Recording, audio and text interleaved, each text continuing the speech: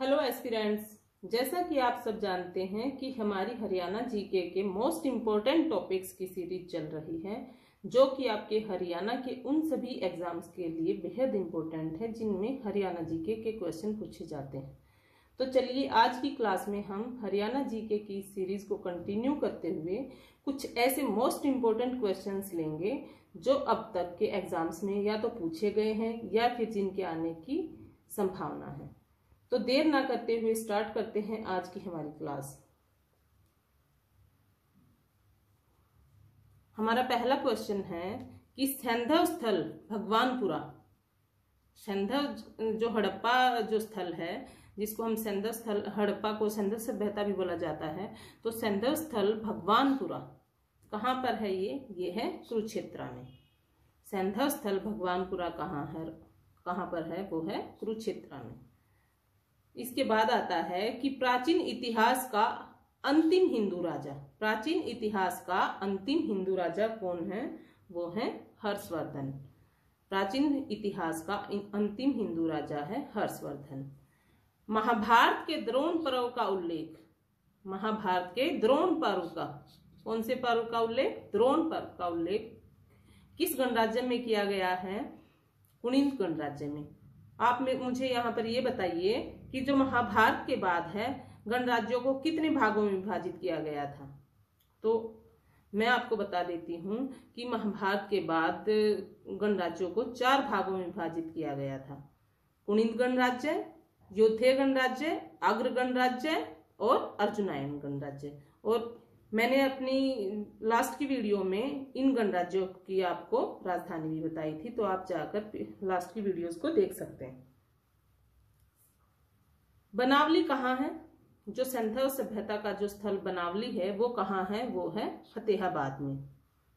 और इसकी खोज किसने की थी? बनावली की खोज किसने की थी? आर बिस्ट ने की थी। ये ऐसे क्वेश्चन आपको मैचिंग के लिए सेट किए जाते हैं एग्जामिनर के द्वारा, तो आप इनको ध्यान से देखिए। जो सैंधव सभ्यता स्थल बनावली है वो कहाँ है? फतेहाबाद में है। और आर बिस्ट के द्वारा इसकी खोज की गई थी। और यहाँ से क्या मिला था हमें? यहाँ से मिला था हल का प्रतिरूप या मिट्टी का जो हल मिला था। ओके। और मीताथल कहाँ है? मीताथल कहाँ है? ये है भिवानी में। जैसे बनावली फतेहाबाद में था, तो मीताथल कहाँ है? वो है भिवानी में। और यहाँ से क्या मिले हैं? सोने चांदी के सिक्के मिले हैं। कुषाण काल के जो है सोने चांदी के सिक्के कहाँ से मिले हैं? तो वो मिले हैं मीताथल से। और यहाँ से जैसा कि यहाँ से सोने चांदी के सिक्के मिले हैं, तो एक क्वेश्चन और बनता है कि सोने चांदी के सिक्के बनाने का जो सांचा है, ये तो मैंने आपको बताया सोने चांदी के सिक्के, कुषाण कालीन जो सोने चांदी के सिक्के वो कहाँ से मिले? वो मीताथल से। अगर ये पूछ लिया जाए कि सोने चांदी के सिक्के बनाने का जो सांचा है वो कहाँ से मिला है, तो वो भी मिला है मीताथल से। अब ये दिव्यावदान, ये एक बौद्ध ग्रंथ है। दिव्यावदान में किसका, जो हरियाणा के जो कौन कौन सी जो डिस्ट्रिक्ट है उनका वर्णन किया गया है, तो वो है रोहतक और अग्रोहा। तो दिव्यावदान में जो हरियाणा के जिन क्षेत्रों का वर्णन किया गया है वो है रोहतक और अग्रोहा। तो आपसे भी ये क्वेश्चन पूछा जा सकता है कि दिव्यावदान में हरियाणा के किन क्षेत्रों का उल्लेख किया गया है, तो आपको क्या बताना है? रोहतक और अग्रोहा। कुणिदों ने किसके साथ मिलकर कुषाणों को पराजित किया? जो कुणिद थे, कुणिद गणराज्य के जो शासक थे, उन्होंने किसके साथ मिलकर कुषाणों को पराजित किया? तो उन्होंने किसके साथ मिलकर किया? योद्धे, कुरु और अग्र के साथ। कुणिदों ने किसके साथ मिलकर कुषाणों को पराजित किया? तो वो हैं योद्धे, कुरु और अग्र के साथ। तो अगर गणराज्यों की बात चली है, तो अब हम देखेंगे कि महाभारत के बाद जो गणराज्य हैं उनको कितने भागों में बांटा गया था। तो महाभारत के बाद गणराज्यों को 4 भागों में बांटा गया था। एक है कुणिद, दूसरे हैं योद्धे, कुरु, अग्र और अर्जुनायन। तो एक है कुणिद, योद्धे, अग्र और अर्जुनायन। तो कुणिदों की राजधानी क्या है? कुणिदों की राजधानी थी अंबाला। कुणिदों की राजधानी थी अंबाला। योद्धे की राजधानी थी प्रकटनाग, जिसको हम नौरंगाबाद भी बोलते हैं। योद्धे की जो राजधानी है प्रकटनाग, उसको नौरंगाबाद भी बोला जाता है। और जो कुरुओं की अगर की जो राजधानी थी तो उनकी राजधानी थी अग्रोहा। और एक और जो गणराज्य बच गया हमारा अर्जुनायन, तो अर्जुनायन की राजधानी क्या थी, वो थी महेंद्रगढ़। ओके, अब हम देखते हैं कि जो 12 खड़ी की लिखाई का सर्वाधिक प्राचीन अभिलेख कौन सा है। तो हमारा क्वेश्चन है कि 12 खड़ी की लिखाई का सर्वाधिक प्राचीन अभिलेख कौन सा है, वो है टोपरा का अभिलेख। या ये पूछे कि 12 खड़ी की लिखाई का सर्वाधिक प्राचीन अभिलेख कहाँ से प्राप्त होता है, तो वो प्राप्त होता है टोपरा से। समुद्रगुप्त के सिक्के कहाँ से मिले हैं, जो समुद्रगुप्त के सिक्के हैं, या जो हमने ऊपर भी किया था कि जो कुषाणों के जो सिक्के हैं सोने चांदी के, वो कहाँ से मिले हैं, वो मिले हैं मीताथल से। और मीताथल कहाँ है, वो है भिवानी में। ओके, नेक्स्ट क्वेश्चन है कि कर्ण के किले के अवशेष कहाँ से मिले हैं। कर्ण के किले के अवशेष कहाँ से मिले हैं, वो मिले हैं थानेसर से। ओके, अब हमारा नेक्स्ट क्वेश्चन है कि किस ग्रंथ में हरियाणा का उल्लेख मिलता है। किस ग्रंथ में हरियाणा का उल्लेख मिलता है। तो ऐसे कई ग्रंथ हैं जिनसे हरियाणा का उल्लेख मिलता है, जैसे भद्रबाहु और कथाकोश में। भद्रबाहु और कथाकोश में मिलता है हरियाणा के कुछ स्थानों का वर्णन। दिव्यावदान जो कि एक बौद्ध ग्रंथ है, उसमें भी हरियाणा के कुछ क्षेत्रों का उल्लेख मिलता है। फिर है मध्यम निकाय और हर्षचरित और राजतरंगिणी। भद्रबाहु, कथाकोश, दिव्यावदान, मध्यम निकाय और हर्षचरित और राजतरंगिणी, इन सब में हरियाणा के कुछ क्षेत्रों का उल्लेख मिलता है। अब हम देखते, अगर क्वेश्चन ये पूछा जाए कि दिव्यावदान में हरियाणा के किन क्षेत्रों का उल्लेख मिलता है, जो दिव्यावदान है बौद्ध ग्रंथ है, इसमें हरियाणा के किन क्षेत्रों का उल्लेख मिलता है, तो वो है रोहतक और अग्रोहा। कौन कौन से क्षेत्रों का उल्लेख मिलता है, रोहतक और अग्रोहा। अब हम देखते हैं कि जो तोमर शासकों के समय हरियाणा की राजधानी क्या थी। जो तोमर जो शासक है उनके समय हरियाणा की राजधानी का क्या नाम था, तो वो है ढिल्लिक। क्या नाम है, ढिल्लिक। इसको ध्यान से कीजिए, ये एक्सपेक्टेड क्वेश्चन है कि तोमर शासकों के समय हरियाणा की राजधानी कौन सी थी, वो थी ढिल्लिक। और ये राजधानी किसके समय में बनाई गई थी, ये बनाई गई थी अनंगपाल द्वितीय के समय में। ठीक है, अब देखते हैं कि संगीत के जो 7 स्वरों का अंकन है वो किस अभिलेख से प्राप्त होता है। संगीत के 7 स्वरों का अंकन किस अभिलेख से प्राप्त होता है, वो होता है अग्रोहा से प्राप्त अभिलेखों से।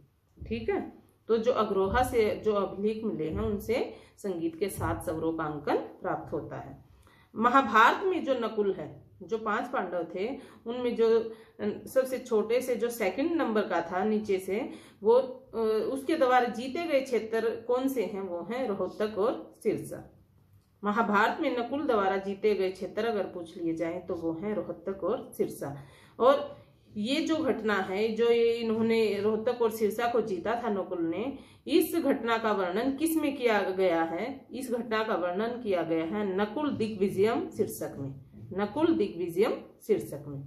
ठीक है, जैसा कि ऊपर मैंने आपको बताया कि दिव्यावदान में हरियाणा के किन क्षेत्रों का वर्णन है, तो वो है रोहतक और अग्रोहा।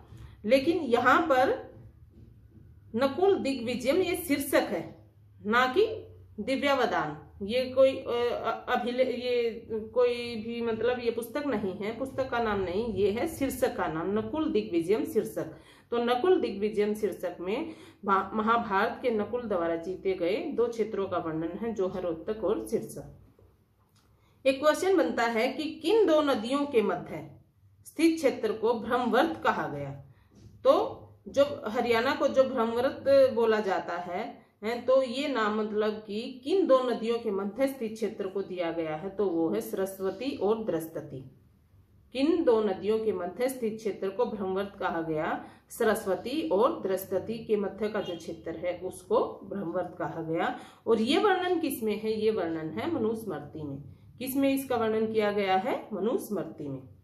इंडो ग्रीक सिक्के कहाँ से मिले हैं, वो मिले हैं रोहतक से। और किस सदी में मिले हैं, तो 3री सदी में मिले हैं। इंडो ग्रीक सिक्के रोहतक से मिले हैं और 3rd BC में मिले हैं। हरियाणा की सबसे प्राचीन हवेली कौन सी है। हरियाणा की सबसे प्राचीन हवेली कौन सी है, वो है फिरोज शाह तुगलक की हवेली। किसकी हवेली है? फिरोज शाह तुगलक की हवेली। और ये कहां पर है? ये है फतेहाबाद में। एक जो गुजरी महल है, इससे भी कई बार क्वेश्चन बनता है। हरियाणा की सबसे जो प्राचीन हवेली है वो कौन सी है? वो है फिरोज शाह तुगलक की हवेली। और ये कहां पर है? ये है फतेहाबाद में है। कहां पर है? ये फतेहाबाद में।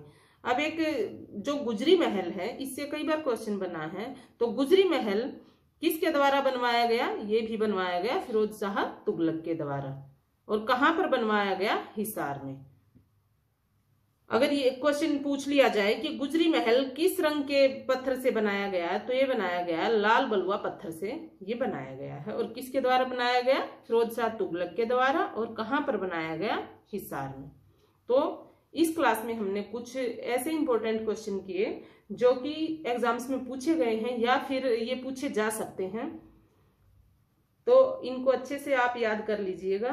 और अगर आपको हमारी क्लास अच्छी लगी हो तो चैनल को सब्सक्राइब करें, वीडियोस को लाइक करें और अपने दोस्तों को शेयर जरूर करें, ताकि बाकी बच्चों को भी इस क्लास का बेनिफिट मिल सके।